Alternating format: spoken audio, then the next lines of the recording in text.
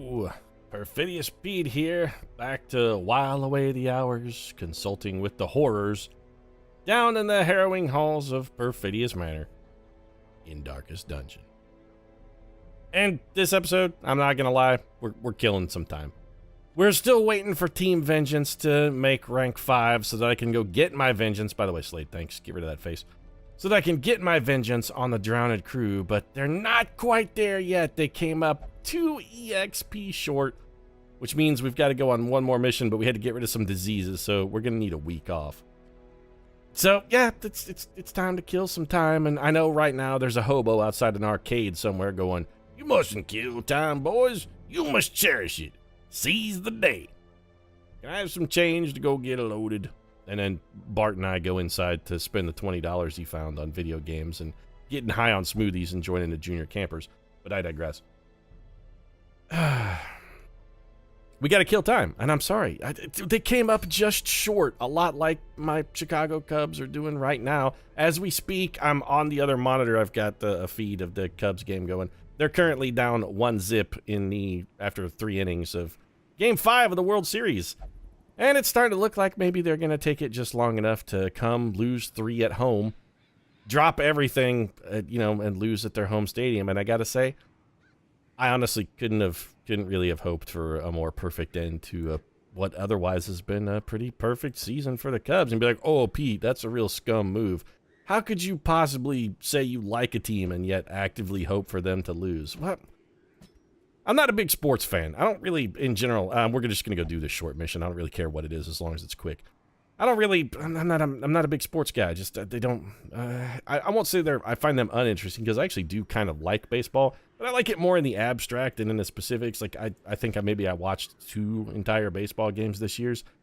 So when it comes down to the sports things, I'm not really in it for the drama or the skill or any of that stuff. For me, it's all about the narrative. And I like the narrative of this Cubs season. I really do, because I don't like the Cubs because they're good or anything. I actually like them because, not of what they are, but what they stand for. They're really a symbol of, hope and positive thinking.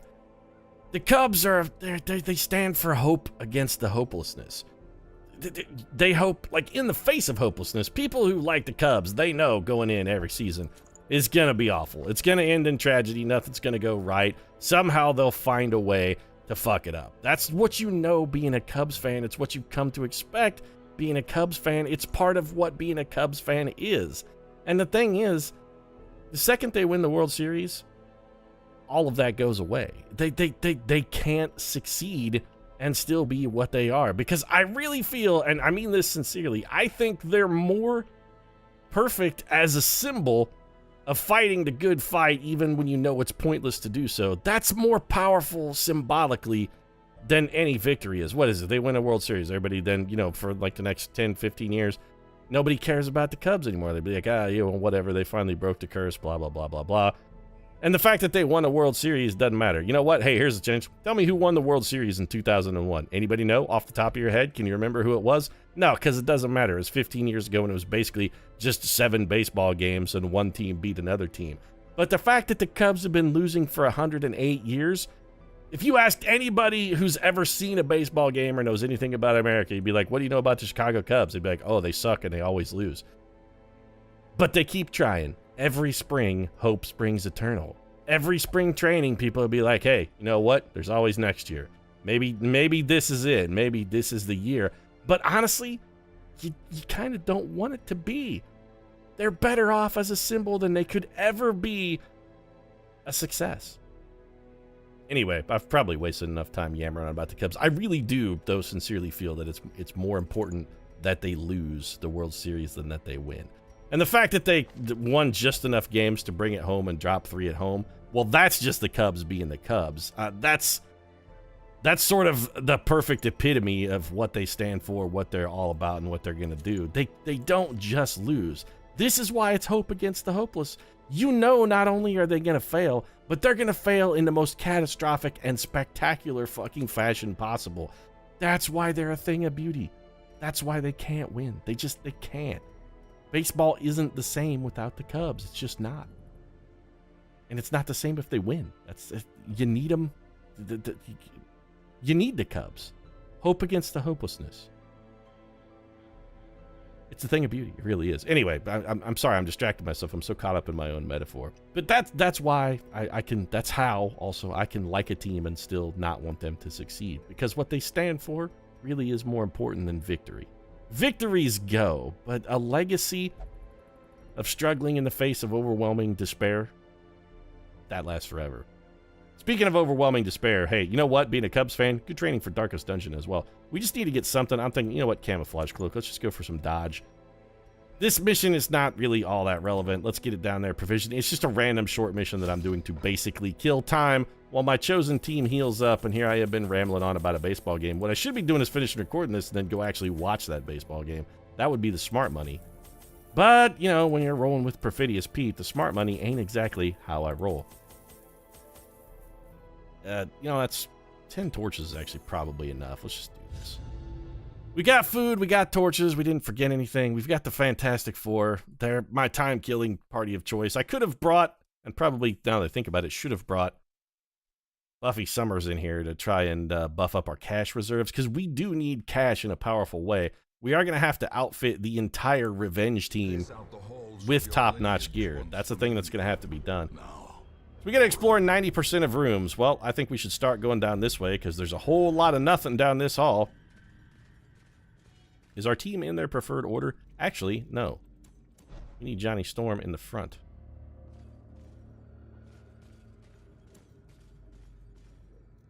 Do we have any barricades here? One. How many shovels did we bring? I think we brought 3. You know what? I'll spare a shovel to smash this. That's fine. Cabinet got smashed open, and a worthwhile trade. We do still need crests. They're the one heirloom that we still have a use for. Onward, downward, inward. We're going to waste a shovel digging through this to get to a curio in an empty room. But hey, our goal, we just explore 90% of rooms. This is why we came. This is what we're here for. If only treasure could staunch the flow of otherworldly corruption. Yeah, Wayne. Man. Otherworldly corruption, blah, blah, blah, blah, blah. It's all about the otherworldly corruption. You know what? Can't you just enjoy the fact that we had a nice day in the dungeon?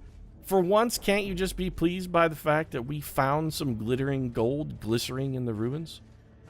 Glistering? I meant glistering, but you know. Alternatively, I could have meant glycerine because I'm really into bush. Was that glycerine? I guess it was glycerine. Man, I'm just, yeah. You know what? I've distracted myself with my whole Cubs metaphor because now I can't think about anything else. And I'm just constantly glancing to my left to look at the other monitor. 4th inning. Not going that well so far. We should probably burn some torches. We do have a trap here. Who needs stress relief the most? You have 45. I'm actually going to give it to Johnny Storm, our jester. He's more likely to reduce someone else's stress. And we do want to burn a torch here because I don't want to wander around in the absolute dark. I don't want to bump into a shambler. I don't know if this team is actually not particularly good for a shambler fight. They would be sort of poorly suited for it, mostly because one member of their team doesn't do damage at all. Burn that torch. We got a hallway battle. This is nothing to be concerned with. Johnny Storm's gonna win a speed roll. Oh, he didn't win a speed roll. Very intriguing. Alright, well, we'll whip a couple knives into those jerks. I think we'll have Johnny Storm just kill this man flat out. There's the finale. And we may as well just chop. Oh, Benjamin Grimm with a rare whiff. Alright, that was unexpected. Sue Storm gonna bring a bolt from the blue down on our little friend. If we can beat him on a speed roll, I was gonna say we can probably still get out of this without taking damage, but the speed roll win was not to be. A little graveyard slash. Kind of appropriate, considering it is actually the day before Halloween. Halloween, of course, Perfidious Pete's favorite holiday. We actually did a Halloween giveaway on the stream on Friday. A lot of fun with that. Let's grind down some stress here. This would be a good opportunity for us to actually get stress relief while in a dungeon.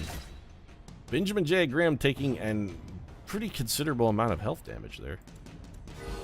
We'll go for the overall heal, patch up most of that. We'll take our stress relief. Yeah, this is acceptable. Take our stress relief, grind that down, and then we'll rely on Reed Richards to score the kill, and that's exactly how it's going to go down. Reed gives him the old pick to the face. We're taking 200 gold and 8 busts home. Wish I could take home 8 busts. That'd be, you know, like 4 chicks. Possibly more if there was, you know, surgeries involved. Or possibly fewer. Maybe they had extra breasts installed. I don't know. What would you do with a third boob? It just seems kind of weird. I mean, it also may be delightful. Maybe it's the thing I don't know is missing from my life. But it also seems like, maybe not. We really forgot to restore our party order to put things back where they needed to be. And that is not necessarily a good thing. So it's going to have to be speed and damage here. A lot of spiders back there. We need speed and damage. Beautiful dodge from the Invisible Woman, although I don't really expect a whole lot less from the Invisible Woman. I do expect Reed Richards to be dodging a little bit here. This guy's like 85 billion bonus dodge, and it's never working. The criticals are getting a little out of control. Start chopping. Didn't even leave a corpse. Here comes the old spit. 8 more damage. At least it wasn't a critical. We resisted both the blight. How much blight is that? 3 per round? That's 15 blight damage? Really? All right. We'll patch that up on Richard's turn. I'll have him probably just go ahead and drink an anti-venom. I mean, we brought him. We may as well use it. And then if you could, throw a knife into that guy. Thank you, Reed. Little payback. That's what happens when you cross Reed Richards. You cross Reed Richards at your own peril. He'll critical the shit out of you. Just ask Dr. Doom how that shit turned out for him. Every time he's crossed Richards, he's always been thwarted.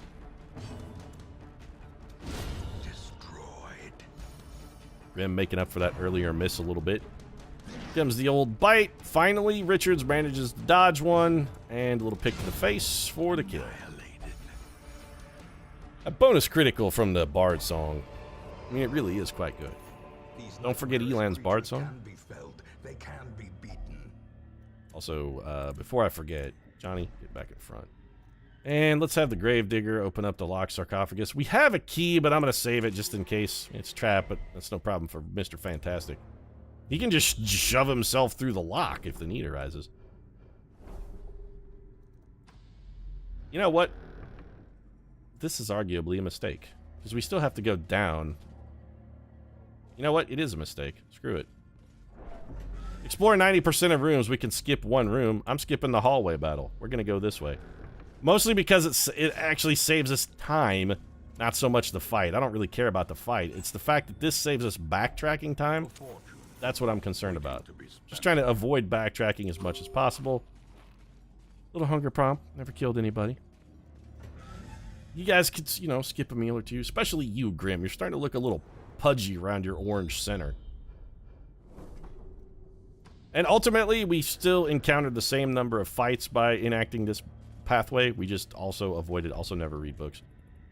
But we did manage to avoid backtracking one hallway length. So we saved ourselves not quite 4 tiles in total, because I did make the mistake and wander 2 tiles down before realizing I'm an idiot and backtracking.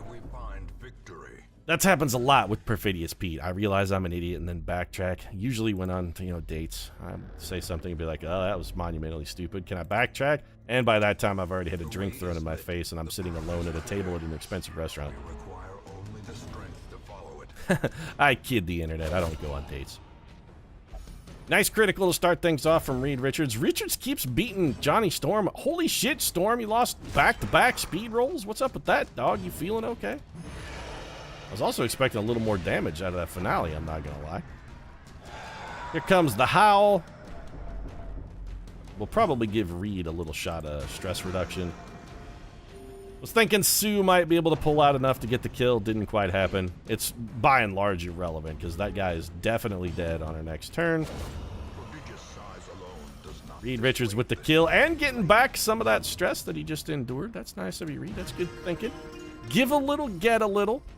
Live a little, love a little. Laugh a lot. I don't remember if that's actually the lyrics to a song, but it seems like it should be. Do we want to heal here? No, I mean, this is the last fight in the dungeon. Healing is irrelevant. We should just kill this man and be about our business. Nice shot, Grim. It's quality work there. Oh, don't worry. Richards is here to pick up your mess, as usual. Man, there's a ton of trinkets available in this dungeon. Trinkets which we should definitely take. So let's burn the torches. Throw the bandages on the floor. Drink the holy water. Actually, we should have used one of those bandages before we threw it on the floor, but I suppose ultimately it doesn't matter. The mission is over. We're not going to take any more damage because we're done fighting. 500 gold. Well, I want that. Adios, anti-venom. Taking that gold, we step in this room, and that's going to be all she wrote for the win. Quest complete. Continue adventuring? I think not. Let's return to the hamlet. Again, we're just here to grind down the clock. We're just running down the time. Picked up an extra 6,000 gold, which we can use for an upgrade. Also another Tome of Holy Healing. Not that we really need that. We have a dozen of those things. Heirlooms. Bus and crests are actually still useful because we haven't fully upgraded the asylum. And portraits would also be useful as well, which we picked up at least 3 of those because we haven't fully upgraded the bar yet either. This team already level 6. I honestly don't care what any of this is. Oh, except for Lazy Eye is bad. Unholy Slayer replaced Night Owl. Meh, wash. Lazy Eye replaced Egomania. That's actually a downgrade. Hysterical Blindness is terrible. We can, you know, we'll have Reed Richards cure that. We don't have to worry about Sue Storm's Hysterical Blindness. We'll get rid of that. Fangophobia replaced Necromania. Bonus stress if torches above 75. That's actually terrible. And Backtracker replaced Ruins Adventure. Man, it's basically a wash. We're going to have to go get rid of Sue Storm's Lazy Eye, though. Oh, wait, who was it that got the Lazy Eye? Was that you, Sue? Did you have... No, you don't have a Lazy Eye. You have Hysterical Blindness. Which we also kind of want to get rid of. Nah, it's fine. Who had the Lazy Eye? Somebody got a Lazy Eye. Who was it? Lazy Eye. You got a Lazy Eye. I don't want to take an accuracy penalty to Sue's range. Oh, Sue has the yips, too? You have every terrible disease, Sue Storm. What the hell is wrong with you? You got the yips. You got the Lazy Eye. I guess at this point, we might as well just ride out the storm. Johnny... There was something we wanted to do to you. Can't remember. Oh, you have misses the spot? Man, that Fantastic Four is a bunch of crippling penalties. We gotta get rid of Sue Storm's Hysterical Blindness. That's acceptable. Let's go do that. Head into the sanitarium. Pitch old Sue Storm in here. Hysterical Blindness is going bye-bye. Everybody's doing the I'm flickering into an unholy abomination thing, and I gotta say, it creeps me out every damn time. Also, while we're here and we've got some time, let's do a little quick round of maintenance here on the, Team Revenge. Slade Wilson, let's take you into the guild and get you let's get you ranked up. Oh, we can't do this until you reach Resolve rank 5, huh? Thought we could do that now. I think you had to be 5. Didn't think you had to be here to experience here, but I guess I'm wrong. You guys do have to be 5 to experience 5. Well, that's unfortunate. Do we have it? We have medium length missions in the Cove, which will be excellent practice because our team does need to go in the Cove. And there's even a short mission. Perfect. That's exactly what we'll do next time. We'll take our team of murderous thugs, go on a short mission in the Cove, then probably take a week off for a little R&R, and then I'm gonna go butcher the drowned crew like a summer hog. Right now, though, I'm actually gonna wrap this episode up. I know it's a little bit short. I apologize, but hey, short dungeon with the Fantastic Four. What do you expect? They're gonna steamroll that shit like that nameless henchman in Austin Powers. That's just how it's gonna happen. Except that took a while and this didn't, so maybe that analogy wasn't entirely appropriate. Who cares? I'm gonna go finish watching the Cubs lose. If you enjoyed the episode, feel free to drop a like down in the comment section. Of course, your support does really mean a lot. And if you'd like to see more of my rationalization for why I root for the failure of the baseball team I prefer, I consider subscribing as well. I really do feel like they mean so much more as a symbol than they do as a team that's won a World Series. Who cares about winning a World Series? Nobody's going to remember. But everybody will remember 109 years of failure and the fact that they managed to have one of the best seasons of all time and still choke in the World Series. That's going to get remembered way more than they'd get remembered if they won. I honestly believe that. Thanks very much for watching. I'll see you again soon.